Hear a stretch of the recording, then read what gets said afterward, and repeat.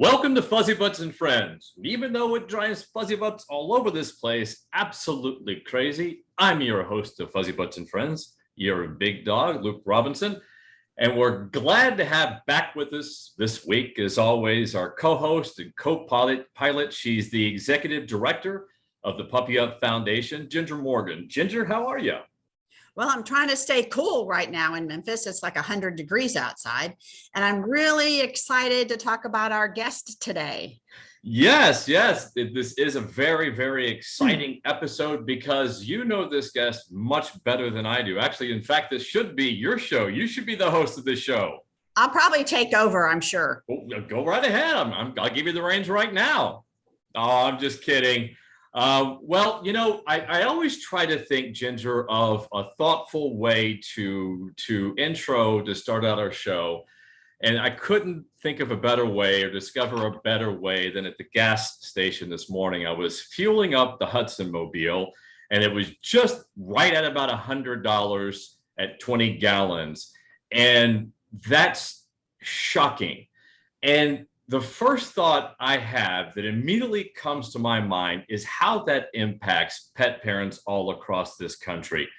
Ginger, you know, we're in a hyperinflationary time and pet parents are suffering. And one of the things that we like to, and I hope that we try to accomplish here on Fuzzybutts and Friends, is try to make everything a lot more affordable and accessible for pet parents and fuzzybutt parents all across the country.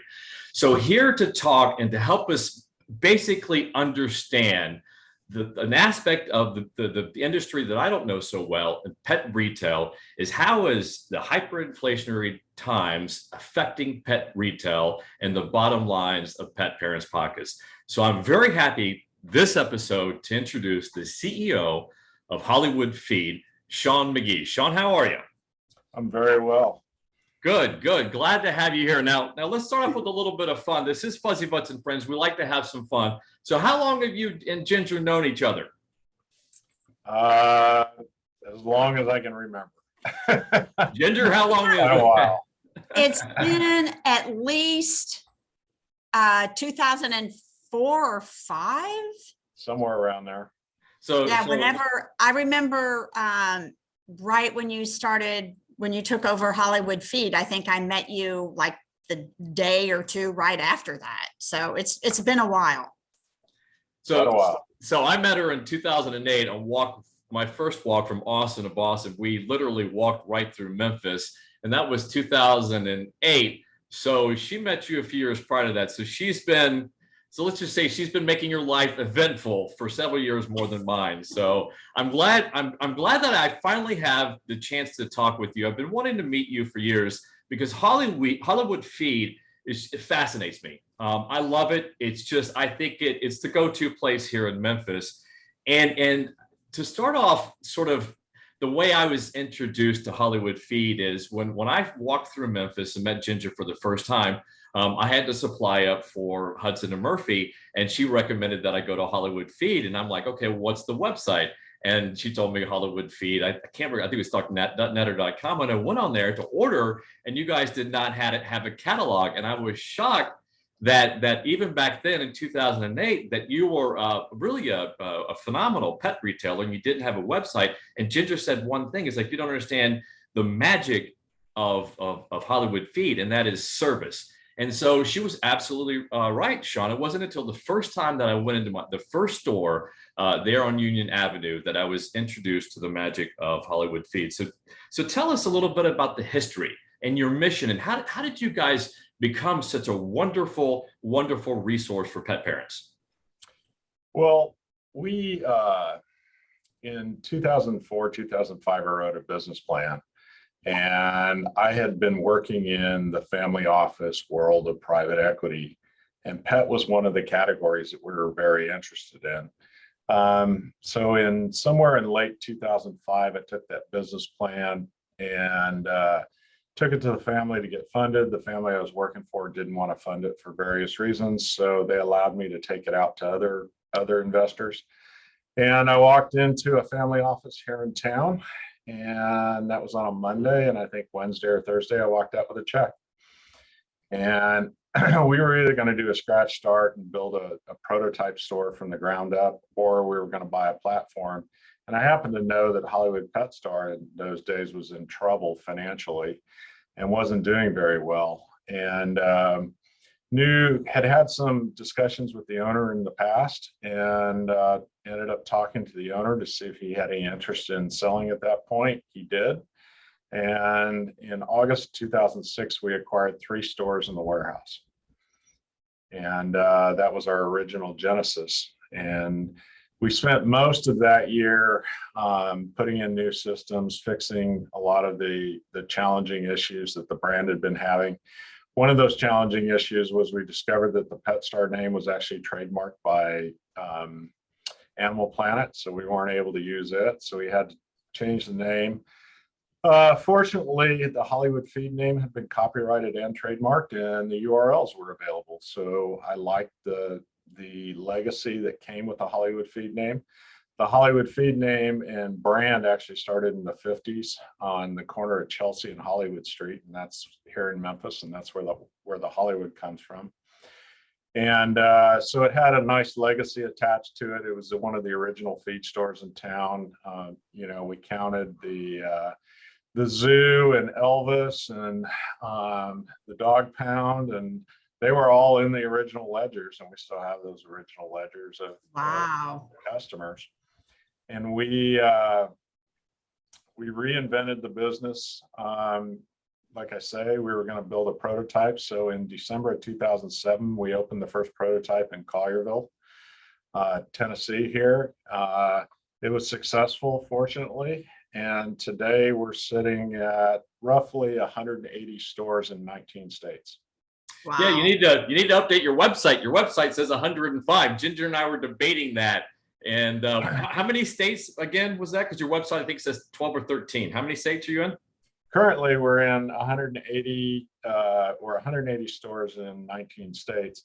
The reason the website hasn't been updated is we're flipping the systems on an acquisition we did March 15th of the Pet People organization.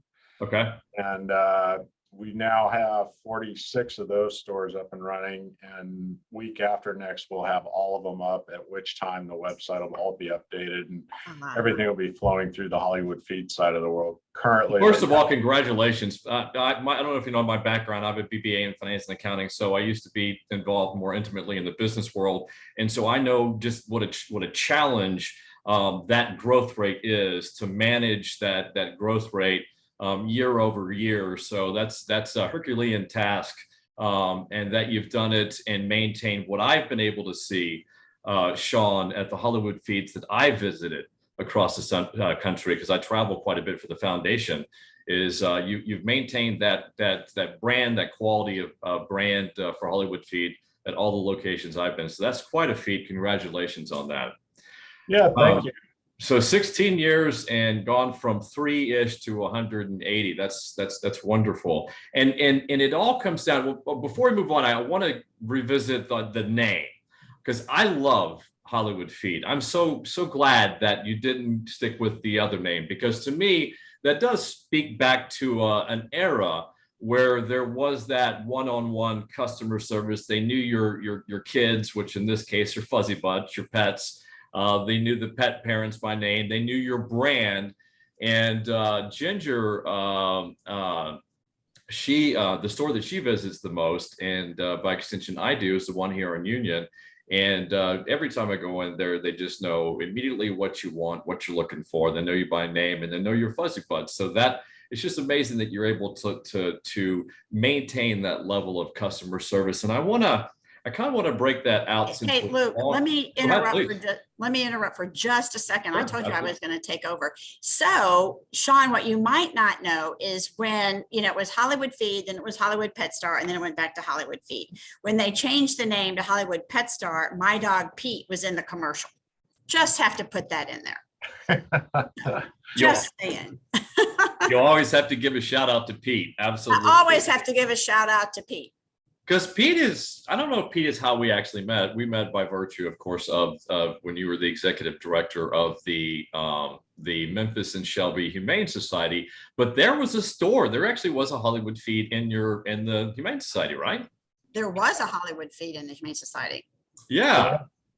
Yeah, that's phenomenal. I love the history to this episode. But let's go back to this customer service, because we also live in addition to living in hyperinflationary times and going through a bit of an economic crisis. I think there's also been a major shift in the service sector, the quality of service that we're experiencing in this country. And both of those combined are really a recipe for potentially disastrous, situation and in the social structure. And I think service is so essential to the social infrastructure. And so one of the things that Ginger and I've talked about, and I looked at your website, is that you guys really focus on employee training, correct? Correct. Do you have talk about your training program? Ginger says it's fairly extensive. Talk to us about that. So it's probably the most extensive in all the entire pet industry. So currently I'm sitting in our corporate headquarters, and we have an entire team downstairs that does nothing but focus on educating all employees, not just new employees. So if you're a new employee, you're going to come into the company and you're going to get somewhere in the neighborhood of 80 hours of classroom education. And across 19 states, what we do is we have a distributed network whereby we're streaming content, both live and video, out to the stores. And it can either be received in the store on a computer, a tablet, or anything like that, or we can pay our employees to sit at home.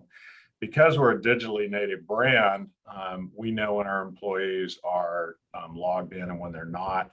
And via several mechanisms, we can then link and tie all their pay to their education.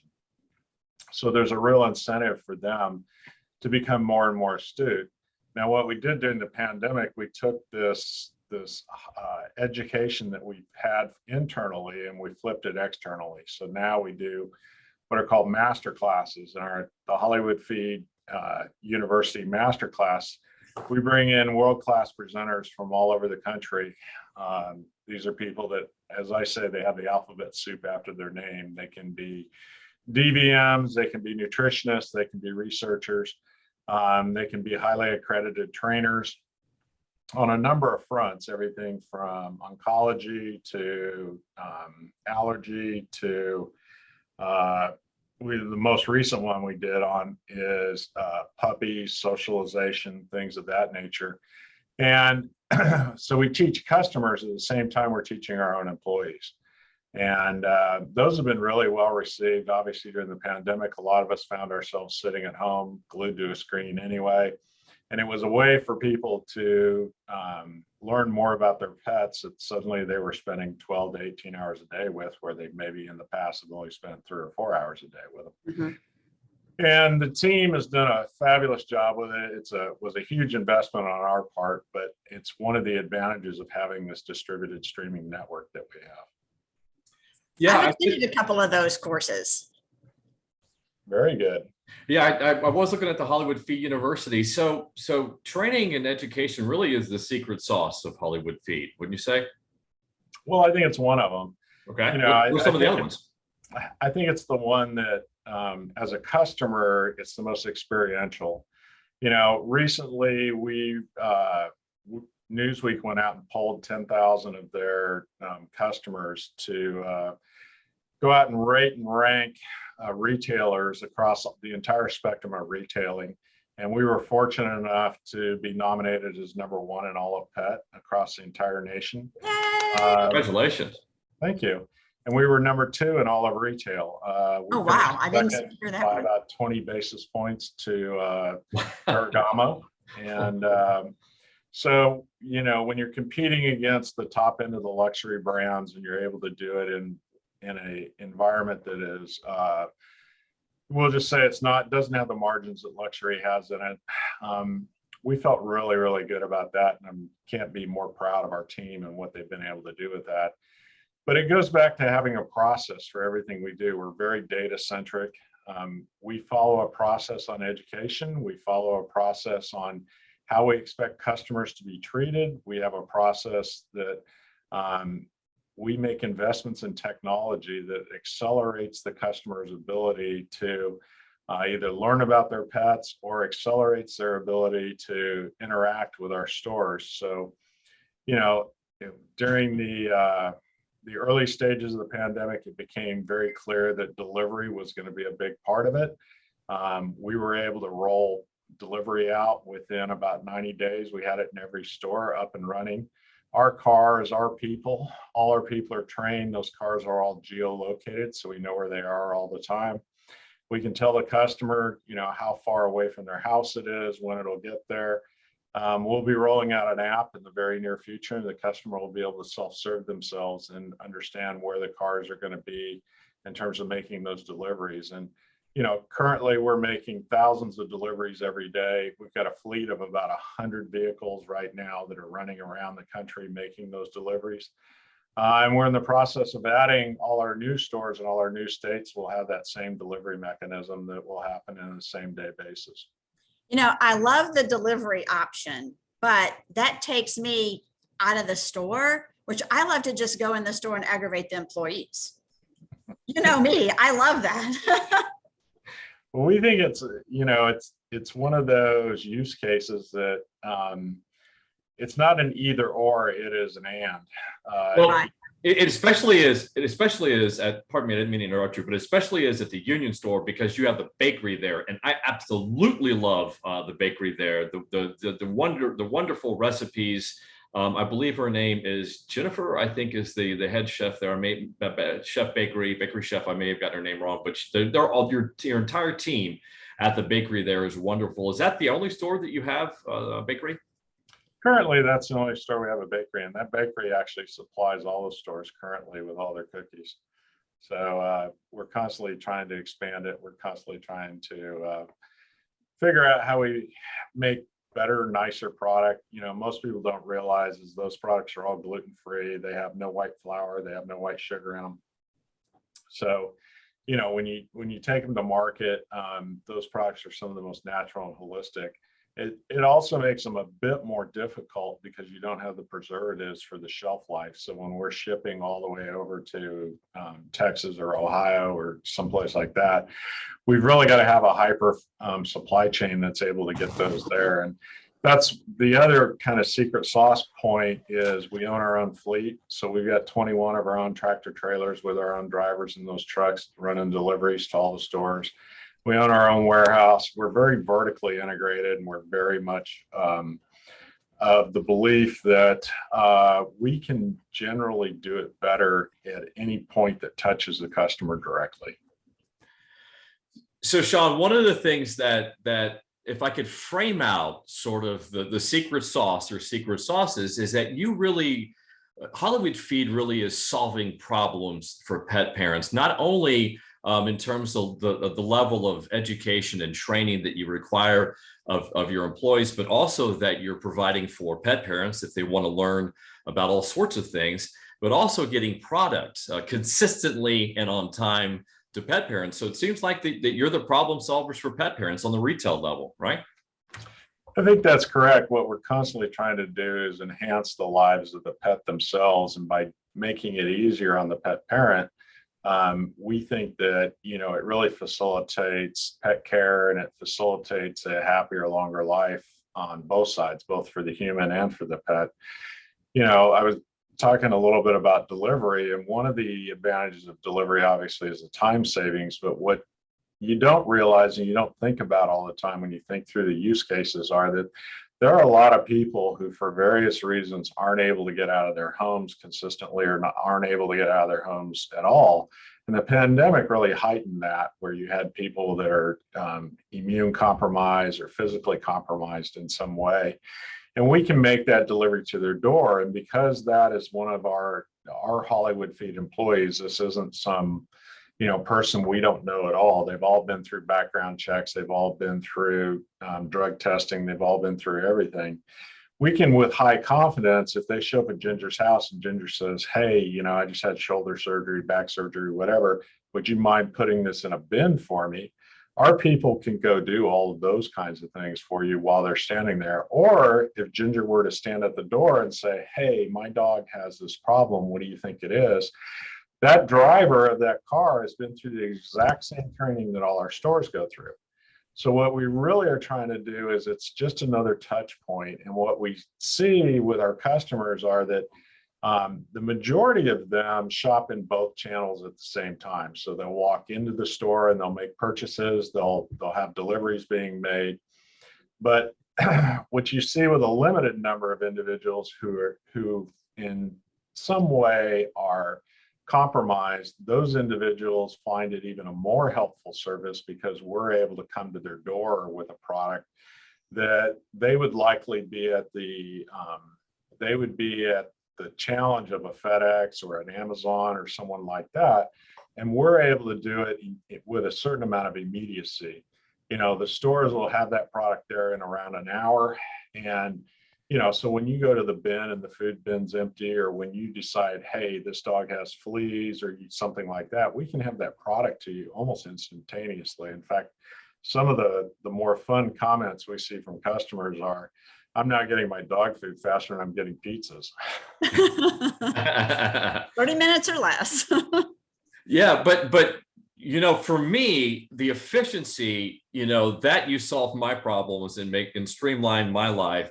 For me, a happy pet parent is a happy pet for me. So the happier I am, the less grumpy I am around Grayson. And I tell you what, Grayson doesn't like it when I'm grumpy. So you make me happy in the level of service that you provide. And I think that's just so wonderful that you, and I think that is the perfect way to frame it out.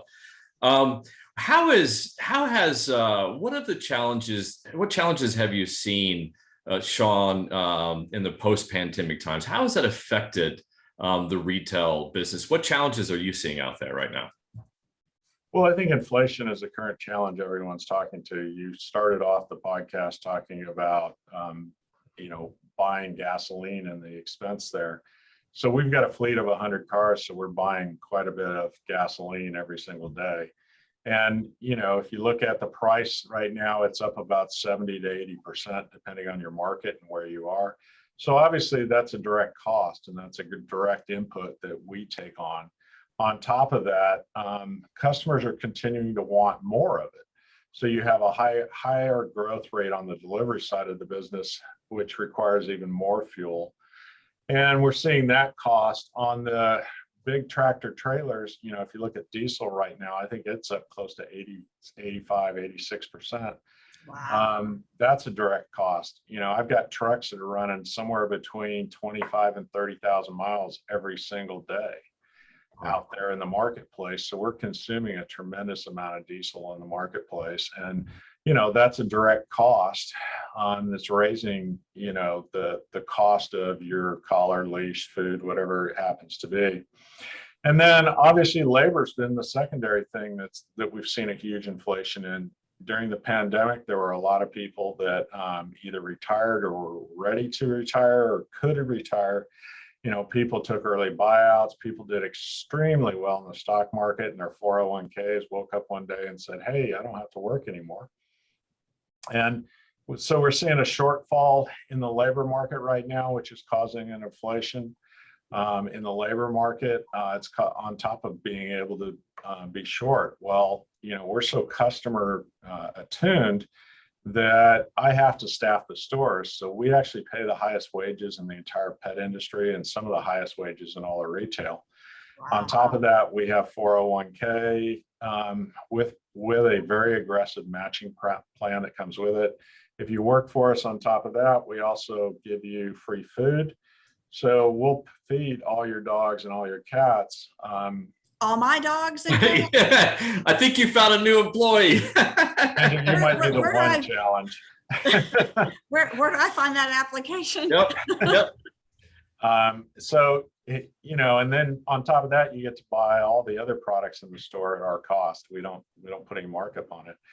So, we offer a very comprehensive package to be able to attract the absolute best employees, but those best employees are going to cost you more, and they continue to cost more. Then if you look at the products themselves, the vendors are passing through very large price increases. We've seen price increases as much as 12 to 15% on product coming through from the vendor community. And they're telling us it's because of the inputs. You know, the price of eggs when you walk in the store are costing you more. So if that particular food has eggs in it, you can expect your dog food is gonna cost you more. Same thing with beef, chicken. Take any of your proteins. Those are always the key drivers that are happening. We're seeing that happen. We expect the grain market to be very difficult in the coming future. Most people weren't aware that Russia is one of the largest producers of potash and fertilizer. So with Russia shutting off all the exports and most of the other countries shutting off the imports, that means that the number of acres put into a specific grain are no longer being put into those grains. So we're going to see inflation here in the near future on all the grains. Wow. And the grains obviously feed the proteins.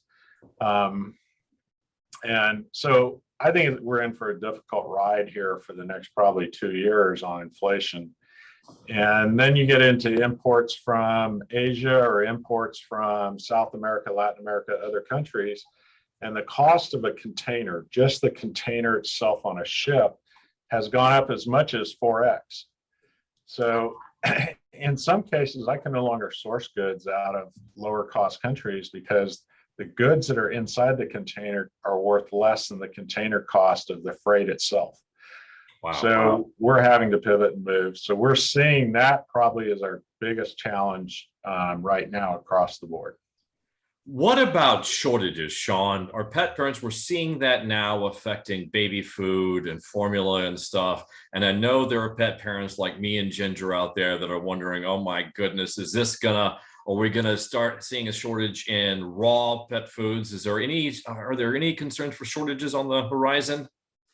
So we've seen shortages that are very brand specific. And in most cases, I would say they're self-inflicted by the brands that have done a poor job of managing their manufacturing and their supply chains. So Honest Kitchen would be one of those brands. They've done a very poor job of managing their manufacturing, and that product has been in very short supply for quite some time. Science Diet's done a horrible job of managing their manufacturing and their supply chain, and that product is, honestly, it's hit or miss. If you find it on the shelf, you better grab it and buy it. We have other manufacturers who have never missed a step and done very, very well. But it's very much on a brand by brand basis. We're seeing some tightening in some various points of the market. Beef in particular, I think, is going to be a tightened area coming up. And, you're seeing it whether you're buying ground hamburger in the store or whether you're buying steaks in the store. You've seen the inflation that's happened there. Well, in many cases, because of drought or because of less acres put into grains and the price of grains rising, you're seeing farmers cut down the size of their overall herds. So that's going to continue to be a problem for us. Do I think we're going to have all out shortages? No, I don't think we're going to have all out shortages, but you may not be able to find the brand that you want when you want it. But there are going to be options out there. That's the good news, is that there's going to be food. There won't be shortages across the board for sure.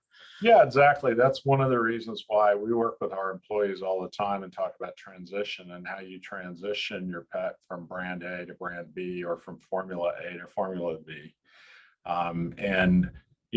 It's one of the points of education that we work with consumers on all the time. And it's one of the reasons why, in general, we like manufacturers that control their own manufacturing.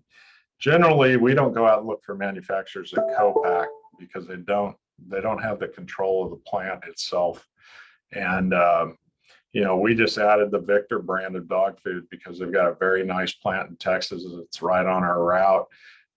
We know the folks well. We spent a lot of time in the plant. We were really pleased to bring them on. But again, that particular brand, along with From and along with Nutrisource and our other mainstay brands, they control all their own manufacturing.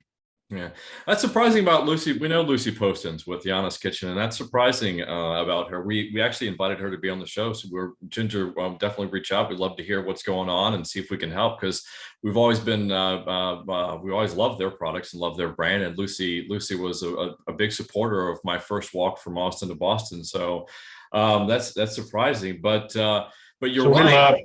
What's that? We love Lucy and Charlie. Yep. Fortunately, they've more or less sold it completely out to private equity and really have very little to do with it anymore. Oh, I didn't know that. Oh, goodness gracious. Was that recent? She's still around pretty much in name only, I would say. Wow. A little bit out of the circle of news in that area. That's surprising. But one of the things that segues, dovetails into perfectly is one of the things I love the most about Hollywood Feed is your tremendous variety of wonderful food companies, and that includes frozen and refrigerated foods. Now, you guys have a wonderful selection. So talk about that, all the wonderful products you have in the food area. Yeah, the raw side of the world is a rapidly evolving side of the world. It quickly is growing very quickly, and you've seen that it was one of those things that got started at first regionally, and you've now seen a handful of national players that are able to go coast to coast. Stella and Chewy and Primal probably being the two largest out there. We're really aligned with Primal. In fact, their teams are in the building today. Working with our teams and putting the plans together because we typically are planning a year in advance all the time, and really like the product. I think it's a great way to feed your pet. For those of you who can afford it, obviously it's a more expensive product when you start talking about putting all organic raw beef in it or all organic raw chicken into something that gets very pricey. But for those consumers who love it and can afford it, we think it's an excellent way to feed your pet. We've all expanded that into bones. We've expanded it into broth. We've expanded it into a number of the other kind of what I'll call secondary frozen products that are really good for your pet. The pets really love them. Obviously, they've got the highest palatability, the highest flavor, it's a really nice product in a growing area of the business for us. But we're growing dry dog food also. Like I said, we just added the Victor brand of dog food. But if you go back into From, which is one of our longest I will say tenured brands, they continue to grow double digits with us and do exceptionally well with us. We've fed their products for a lot of years and really think they have a real nice offering. We typically, like I say, we want to talk to owners. So we try to meet owners. We try to meet people that are controlling their own manufacturing because we just think it's a better way to go. And we think that they can be more responsive. We end up with a higher quality product and we end up with a more consistent product. Absolutely. I mean, manufacturers have got to get their raw materials. I mean, that whole thing and their logistics figured out, especially in this time. And like you said, it's a quality control issue. And pet parents, I think at the end of the day, Shawn, and I'm sure Ginger could underscore this, is that quality control. We want to make sure that whatever we're buying for our Fuzzybutts is of the highest quality because I pay premium and willing to pay premium for everything. And I want to go to a place and know that I shop at a place that they know the quality control that goes on with all of their suppliers. So that's really important. Yeah, I think you also want a formula that really will produce the best outcome for your pet. So whether it's a puppy or a senior or an adult dog, or cat, obviously those are very different life stages that you've got to be able to manage your way through. And some areas you see that an enhanced omega-3 makes a really nice outcome. If you've got dogs and you're a hunter and your lab or your golden has been sitting in the backyard for most of the summer and suddenly you want to go out and throw them in 40-degree water and retrieve, you got to have the right formulation to be able to achieve that, which is typically higher protein, higher fat in that scenario. And we have those products also available. Yeah, and it's great that you're knowledgeable about that. That speaks very, very, very well of you as the helmsman of the ship, as it were, of Hollywood Feed. But it also that you're down to every single employee there that I've ever spoken at length with at the multiple locations are also extremely knowledgeable about all of the different food brands out there. And for me, that's very important because Ginger has been a fan of the From brand for, I guess, since I've known you for a long time. And so that's the Since kibble. it's been in Hollywood Feed. since somebody suggested it to me from Hollywood Feed. Yeah, and it's been great nutritionally for my kids. Of course, that they have a diverse diet. I'm also an advocate and fan of the raw and all the different stuff to give them something like what we think should be the primitive diet or ancestral diet, but also, for what their modern day needs are, level of activity. So what are you, one of the things before I go on to the trends in pet retail, another thing that, Shawn, that I love about Hollywood Feed and your operations there is you guys are big advocates of charity and animal shelters as well. And Ginger and I were speaking at length about that. So talk to just all the wonderful things you do with animal shelters and rescues. Well, I think we're up to around 180 rescue partners. One of my daughters actually runs that program right now. It's got an annual spend right now direct of about $400,000 to $500,000 a year that we invest directly, and that could be, sponsoring a walk, that could be sponsoring a food drive, that could be anything like that we get involved in. And then on top of that, we have adoption days and events at all the stores where, people will, from the rescue or the shelter, will bring their pets into the stores and put them on display on the busy days, typically a Saturday or a Sunday. And we'll try to help them get those animals adopted. Typically, we have low cost food programs for all the rescues and shelters, so they can actually help lower their costs. We'll sell them a lot of product at or near our cost.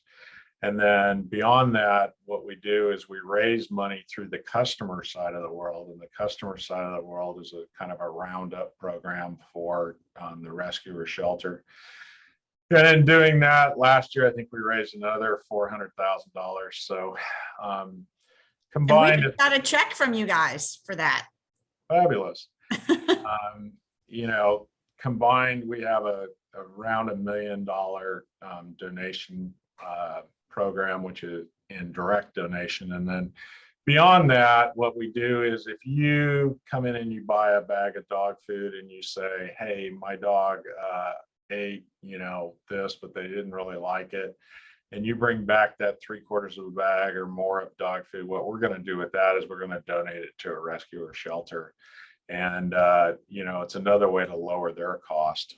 So we're always thinking about those things. And then beyond that, what we do is we take direct dollars and we'll subsidize the adoption fee or the rescue fee for a given period of time to try and help them be able to increase the number of adoptions. Well, when I was at the Humane Society, I think you and I had agreed on a brand of food that we both thought would be good for the dogs. And I remember, I'm sure you gave us a discount, but it was still a pricey food to begin with. And I just remember that the directors, the board of directors, they were like, you can feed cheaper food. And I'm like, no, we're not, because, I just did like cheaper food. You're going to have more output. Let's put it nicely. You have to have more employees to clean that up. And then that was about the time when we started having all those food recalls. And then I started getting emails. Are we feeding that food? Are we feeding that food? I'm like, no, we're not feeding that food. Shawn is not going to let us feed that food. And I'm like, oh, okay. I said, that's why it costs a few more pennies. Well, I think the other thing that we preach all the time is that, you're going to get these animals off the street and they've been eating God knows what. And having a food that has a right microbial, whether it be prebiotic, probiotic, really allows them to get back to a natural kind of health quickly. And the faster you can make those dogs healthy, the faster you can adopt them and out. So that exactly. That's actually one of the big advantages we think of feeding some of these dogs. The particular food I think you were feeding is From Classic. And the beauty of it is it's actually got a beet pulp fiber in it. And the beet pulp fiber actually acts as a prebiotic. So the beneficial bacteria can actually digest it and create a bioidentical omega-3, which helps with inflammation. And you'll see the beautiful coats bloom out on those dogs. You'll see them where they come in and they're just a little stiff and sore because they've been sleeping on the streets and they've got a high inflammatory response. It'll reduce that. And it will really help get those dogs back in a better mood and a better look so that you can get them adopted faster. And that's something we've worked with a lot of the shelters on. And like I say, we typically are selling that product at or near cost all the time to the shelters or rescues, because we want to be the best partners we can be. Is that the From that's in like the purpley bag? It is. Yeah. Okay. That's what I feed typically too. Yeah, it's a great solution. I work with a lot of hunters, and because we're right here near Stuttgart, you've got a lot of duck hunters. And like I say, those dogs are typically sitting around the backyard for a period of time, and we recommend they put them on From Classic to start with, because the beef pulp is such an amazing ingredient to it, and then the overall blend of that product is beautiful. And then about 8 to 10 weeks before hunting, we'll switch them over to Red Paw, which is one of our performance-based dog foods that we have that is actually won the Iditarod, the Yukon Quest, more than anything. Oh, wow. So those dogs are really loaded. And what that does is that really starts to lower their core temperatures when they're at exertion, and really will give them the ability to do the best they can. Well, now that we're talking about this, I didn't know that we were going to take this episode in this direction, but I'm glad that we did, because Shawn, I'm not sure if you know it, I'm about to walk 300 miles with my three-legged Pyrenees, Grayson, because last September I lost my third Pyrenees, Hudson, to metastatic mast cell cancer. And so I'm about to do a 300-mile walk or ride. Grayson will be riding in a wheelchair for part of it, from the Adirondacks down to New York City. So Grayson is a three-legged Pyrenees. So we're going to be walking probably around 5 or 6 miles a day, which is certainly a lot more activity he's getting now. So what do you recommend? What a couple of brands that we should look at? Well, from a standpoint of walking 3 to 5 miles a day, it's really not that big of an exertion for your dog. It's probably more of an exertion. That's very true. Yes. I think the From Classic product is probably more than enough. The key thing with the three-legged dogs, particularly the giant breeds, is they're likely going to have more of an arthritic challenge at an earlier stage in life, and making sure that you've got a really good hip and joint supplement.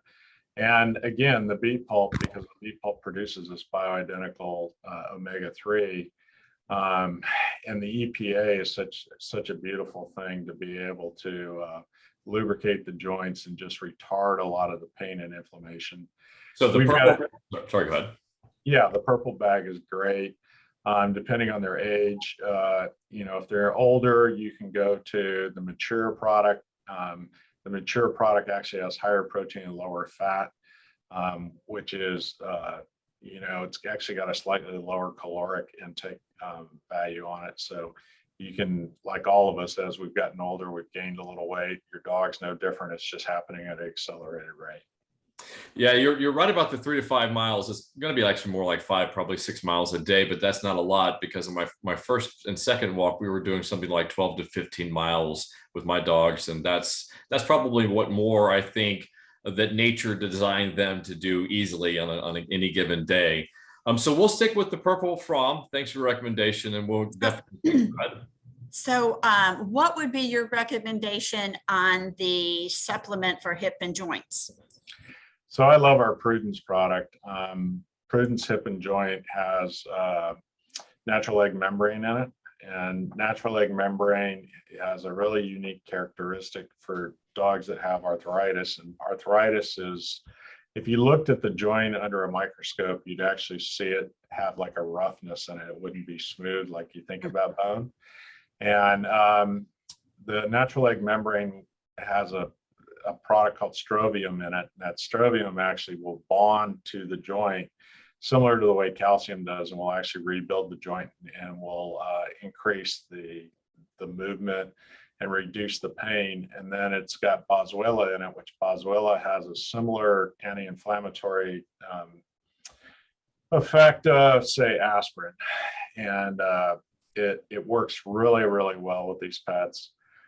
The other thing would be to up the overall fish oil intake. We've seen just a really nice output on older animals by increasing the amount of fish oil in their diets, because it's just, again, the joints are just really hard. You got to think about, a lot of these animals are going to go 12, 13, 14 years. So they have a very accelerated decline into their senior years. We're feeling it in decades. They're feeling it in years. Absolutely. This perfectly dovetails into trends in pet retail. And it reminded me to ask a question because I read recently here in Memphis that we're starting to see Delta 8 THC that seems to be readily available at the retail level. Are there any products that are coming to market for pets in the Delta 8 THC? I know you guys have a pretty generous supply of CBD, wonderful CBD products, but are you guys considering Delta 8? So we haven't yet. We're going to, typically with products like that, we're going to trail the market because we want to see the data and the research behind it. And we haven't seen any data or research, or haven't seen enough yet on the THC products to understand the mechanisms, to understand the efficacies, and then also to understand the potential side effects. So we're going to be very late to market on those kind of products. We were the last people in the CBD market, as an example. And what we've seen with those products is it's typically a bit of a Wild West. So you really have to watch it. We like people that have lots of food safety and food science. So, we have seen products in our own testing that have we'll just say a printed concentration on the bottle or bag, and what you're actually getting is completely different than that. And that gets a little scary with people that can't control the concentrations. The other thing we have seen with the CBD products is the specific carrier makes a difference in some cases. So certain carriers are absorbed faster than others. So we're not staying away from the THC products. We just are not going to embrace the early stuff until we see the market come together. I applaud you for that 100%. I really do, because it's a vendor issue. I don't see there are any really reliable or vendors that have the kind of quality control that the pet parents need. There aren't any go-to products, go-to brands out there for pet parents right now. That there's not the scientific data, there's not the research out there. So you're right. So I applaud that. We just recently on our podcast, we had one medical oncologist and another veterinarian who have a cannabis consulting practice out of Colorado for veterinarians. And so they're going to help with the educational component to it. And that's essential to the adoption process. So I do see the medical benefit, obviously, with both CBD and THC, both Delta 9 and Delta 8. Well, Delta 8, there's a lot less research out there on that than there is on 9. So it's certainly, I'm as a pet parent, I want to have as many tools for pain management in my toolbox. So I want to use whatever that there's valid science out there that says this is safe for my kids. So that's wonderful that you're looking at it and you're doing the research, but you're kind of holding off right now. Yeah, we know that the University of Kentucky is doing some very deep research into THC right now, but it's just not available yet. So we're gonna go slow on those type products. Good. What are the other things? I really respect Shawn that you talk to pet parents. You seem like you really understand their concerns and their needs. What else are you hearing from pet parents that they're thinking about, they're looking out that we haven't talked about? Well, I think when you look at it, the number one reason that pets are rehomed all the time into back to shelters or back to rescues has to deal with generally destructive behaviors. So one of the things that we did through our master classes, and it continues to be one of our most popular things, is that we'll have 4 to 6 master classes on how to teach and train your pet. And we'll bring in these top level trainers that will work with you. One of the classes we put on that, we did it because we saw such a need in the marketplace, and that was how to introduce your pet to the new baby when mama brings home this new baby, and suddenly your dog is no longer the only baby in the house, so to speak, and making sure that, you know, they're introduced properly, because that always seems to be, honestly, one of the points of annoyance that I have, is that people, you know, will have a child and all of a sudden they want to give up their dog. And so it's just wrong to me. So it was something, a problem we wanted to tackle, a problem that we thought we had some trainers that had done quite a bit of research on it, that had done a nice job with that. So we took that. The other thing within education and training is just how to solve some of the simple problems out there, whether it be house, issues with urination or defecation, destructive behaviors around chewing. All of those kinds of things we've really tried to attack within our masterclass series to help the consumer have a better relationship with their pet. You know, we have really low prices on crates, and some pet owners will come to me and they'll go, I just think putting my dog in a crate is cruel. And I'll say, well, would you rather the dog chew your piano legs up, or chew the windowsills off, or chew the doors up? And then you're mad, the dog's not happy, clearly, because they're having separation anxiety or something. You're far better off teaching them to den inside a crate and using place training inside a crate. And then you can also, use it as a positive. But it's one of the areas that is a big need in the marketplace that we've tried to solve. On the product side of the world, we're seeing gently cooked foods be really well accepted. You've seen a tremendous amount of marketing and advertising around it. There's about 4 or 5 brands out there that are spending hundreds of millions of dollars each on those products. And we're really seeing those products take off. The consumer really seems to like them. They get past. For some consumers, raw can have what I'll call an ick factor to it, and they just don't want to touch a raw product. They're perfectly fine cooking chicken for themselves, but they're not perfectly fine feeding, a raw product to their dog. So the gently cooked products are doing exceptionally well right now, and really kind of one of the hot trends in the marketplace. That makes sense. I understand it because, I'm a big proponent of raw diet, because that's how nature designed our pets, is to eat raw food, consume raw foods, raw ingredients. And so however nature designed our Fuzzybutts, that's what I'm a proponent to. But I want to go back and talk about the masterclass and the training and education, because I think that really is one of the cornerstones of the success of hopefully the future success of Hollywood Feed, because there is a big need for that. But I've got to ask you though, do you guys, because I don't know if you've seen the latest statistics talking about trends that are concerning pet parents, Shawn, but they think now that there are going to be 6 million new cases of cancer in dogs alone a year now. That's kind of where we're at. And I guess now 12 or 13 years since I started my first walk back in 2008, it's gone up from, I think back then we were talking 2 to 3 million. Now we're talking about 6. So it's a really big number. So have you thought about the potential of having master classes in cancer, such as, how to, check for lumps and bumps or something like that? And if so, this is a baited question. My apologies. I'm leading the witness here right now on the podcast, but I really would like to talk to you offline about how the Puppy Up Foundation potentially could work with Hollywood Feed and coming up with some of these master classes for early detection in cancer, because as you know, dogs can't communicate to us when they're not feeling well. And so the point at which they become symptomatic, the cancer is pretty far well advanced, and then it's just trying to catch up and prevent metastasis. So do you guys offer any health classes in your master class yet, or particularly on cancer?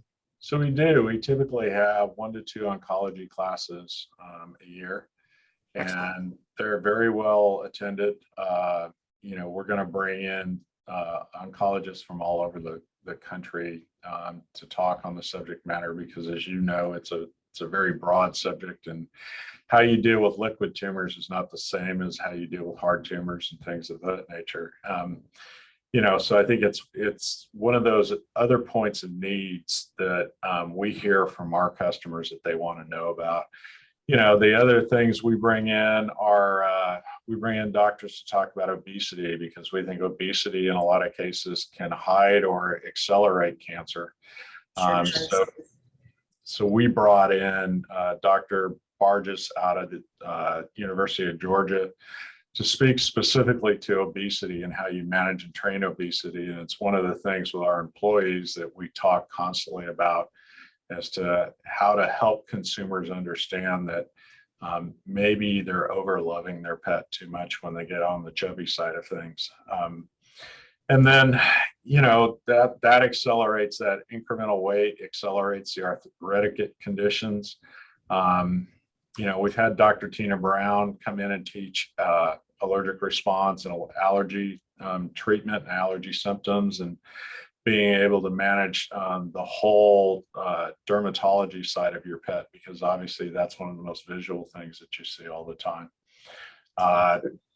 Dr. Ryan Yamka has taught in our center. He comes in and teaches specifically around nutrition and, what's happening in the world of nutrition, what's real and what's not real, because obviously the internet is full of, we'll just say, false prophets around nutrition. And there's lots of people making claims that are unsubstantiated or can't be substantiated. And we saw that in a big way when DCM came about, that, even the veterinary community were making claims that they can't support and they can't substantiate. So we try to help the consumer understand all the key factors that are going on in and around their pet all the time. And then what we hope to do is solve some of those problems for them, or at least help mitigate those problems. And we found that it seems to be working for us. It's an area that the majority of consumers who love their pets really love our stores and what we do. Yeah, absolutely. That's a tremendous resource, though. Let me ask you a question. Do you have, because you have so many locations and the areas in which you have a veterinary oncologist there, do you have kind of like a meet your local veterinary oncologist? Because that's one of the things that we do through our puppy up walks. That's a tremendous value for pet parents, is that learn your local resources before you need them. So it'd be great if you guys had, in your locations that you were in the areas that you have access to a veterinary oncologist to do kind of maybe a meet and greet. That'd be wonderful. So we haven't done anything like that. Every store typically has a veterinary practice that they're recommending. You're in 19 states, you're in, I can't remember how many cities now, but it's well over 300 cities that we're operating in and around. And what we try to do is find veterinary practices that align with our thinking and align with what we want to do. And then we try to work with them. Simple things consumers don't think about, like parasites. We do master classes on parasites, and the consumer never thinks that they bring the dog home and the dog gets fleas, but they never think that tapeworms come with the fleas. And so bringing in, general practice veterinarians who see heartworms all the time as being one of the giant side effects of animals that are left outside, or animals that are coming from shelters or rescues or whatnot, and being able to manage the heartworm and the treatment themselves, but also manage the symptoms and the side effects of the damage the heartworms can do, is another area that we try to teach all the time. Yeah, it happens to be a personal lesson that I'm going through right now. Grayson, the three-legged Pyrenees that I fostered, I think all of for maybe 2 weeks, and then just had to adopt because there's absolutely nobody in the world that could be a better dad to him than me, was my conclusion or my justification at the time, that I now questioned my sanity. But he was heartworm positive, and we thought we had it under control, but it was a false negative. And so we have a wonderful doctor here in Memphis, Dr. Heather Laros. She's does the rehab as well. She's the CCP certified. She's a wonderful resource here in Memphis. And so we're currently undergoing treatment, and he got an injection last Thursday and Friday and ended up in the ER. So boy, the better you can educate pet parents about just heartworm prevention, because goodness gracious, this has been so tough for him to go through, Grayson, and it certainly has been hard for me as his dad. But that's just a wonderful resource for pet parents. Well, and the data set's showing that we're right on the edge of an area where the mosquitoes are increasingly becoming resistant. And that resistance is causing a lot of problems because the ivermectin and the various treatments that have been used for years are starting to break down. And, we're seeing breakthrough cases over and over again of things like that. Yep. And also ticks. That kind of brings to mind that I just read about. We'll be walking up in the Adirondacks, and there's an entirely new tick parasite that's actually killing. They had their first fatality in Connecticut. So we're about kind of at the 1 hour mark, and we want to wrap things up. So is there anything else that you, any final messages that you have for pet parents out there before we wrap things up? Oh, you got a Fuzzybut there with you. Who's that? See a tail. You want to say hi? Come on, say hi. So this is Gene's newest. Up here, come on, up here. He's like, no, I'm not supposed to do that. So my wife, we lost our 11-year-old Saint Bernard about a year ago, and Gene lives on Big White Fluffy Dog Pet Rescue, and somehow we ended up with a big black fluffy dog. Is that a newfie? Is that a newfie? He is a newfie. She found him up in St. Louis, and someone was fostering him and was having to find somewhere to go because they couldn't foster him any longer. And Gene happens to have a girlfriend in St. Louis, and she said, "Well, go look at him."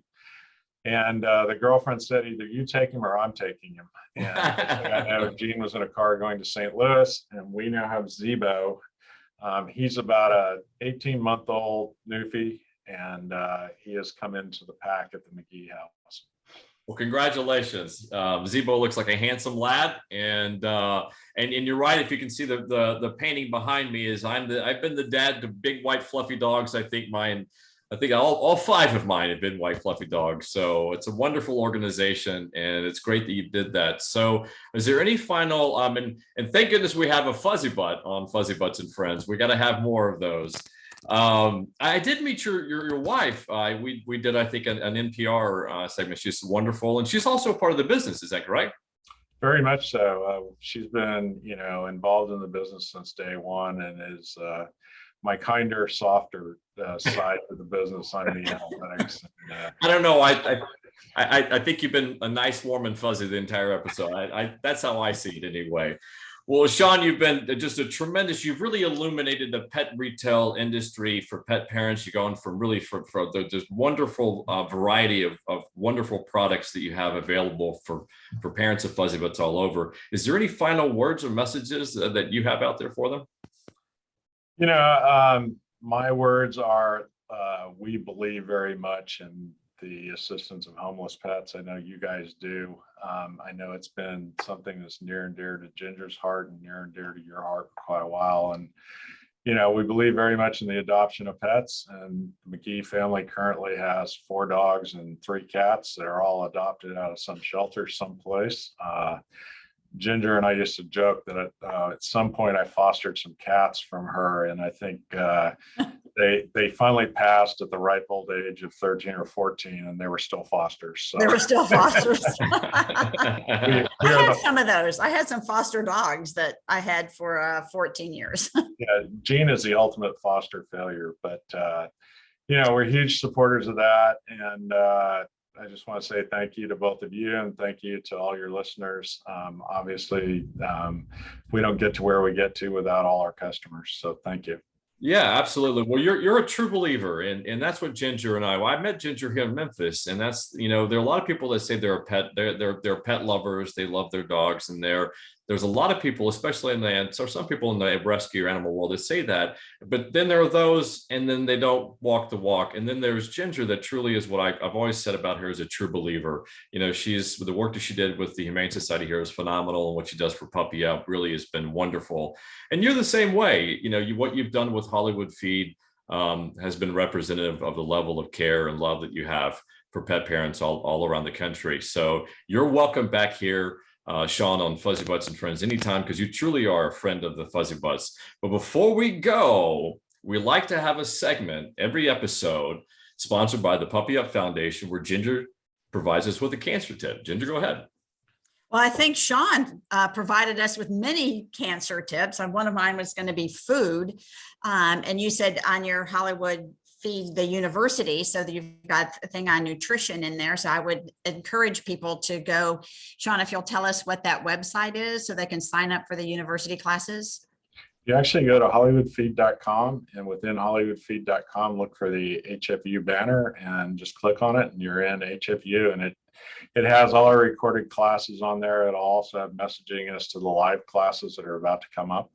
And it's free to anyone who wants to come. And, to your point on food, I think obesity is the other thing that controlling obesity, I think all the oncologists agree, is probably a huge benefit to reducing the impact of cancer.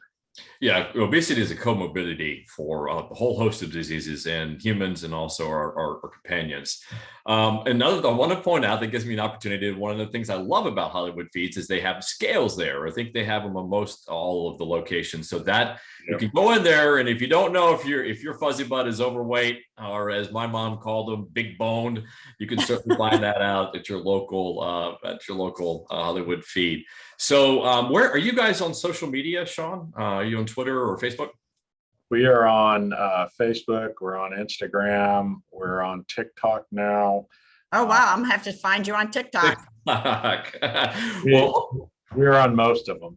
Well, I'm not on TikTok. I kind of ventured into that scary land, and it required a lot of my time. But my Grayson, my three-legged Pyrenees, and he's becoming quite the star. So we'll make sure we link with you guys on social media. Shawn, we love Hollywood Feed. Thank you so much for you. I have one thing to say before we sign off. So my motto is, if it's not sold at Hollywood Feed, my dog doesn't need it. If it's a treat or food, I trust Shawn to make sure that he has the best that he can have in the store. And if it's not sold there, I'm not buying it. That was a long commercial, Ginger, but it's going to cost Shawn sponsoring the Puppy Up Walk next year, I'm sure. There you go. Well, thank you also, Shawn. I didn't give the disclaimer or mention that you have been a wonderful supporter of the Puppy Up Foundation. So thank you, and Jane, and your wonderful organization as well, for helping out dogs with pet parents and dogs with cancer all over the country. So Shawn, it's been a tremendous honor and pleasure to have you on this episode of Fuzzybutts and Friends. So Ginger, unless I screwed something up, it's time to wrap this thing. I think it is. I don't think I have to interrupt anymore. All right. Well, thank you everybody for being a part of this episode.